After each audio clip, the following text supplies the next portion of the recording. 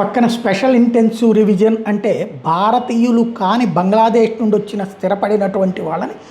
భారతీయులుగానే గుర్తిస్తూ బంగ్లాదేశీలుగా కాకుండా బెంగాలీలుగానే గుర్తిస్తూ వాళ్ళకి ఓటు హక్కు కల్పించి వాళ్ళ ద్వారా విజయం సాధించి ఇప్పుడు కూడా వాళ్ళ ద్వారానే 200కి పైగా సీట్లు సాధిస్తామని నమ్ముతున్నటువంటి మమతా బెనర్జీ రెచ్చగొట్టి రెచ్చిపోతూ మీ దగ్గరకు వచ్చేటటువంటి బిఎల్ఓలు వాళ్ళు అదే ఆ రాష్ట్ర ప్రజలే ఆ రాష్ట్ర ఉద్యోగులు ఆ రాష్ట్ర అధికారులే వాళ్ళని అవసరమైతే మీ వంటింటి ఆయుధాలతో దాడి చేయండి అన్నటువంటి పిలుపు ఇప్పుడు పనిచేసిందనుకుంటా. అబ్దుల్ రహీం గాజీ ఎవడైతే బంగ్లాదేశ్ నుంచి వచ్చి బెంగాల్లో సెటిల్ అయినటువంటి వాడిని అక్కడ ఉన్నటువంటి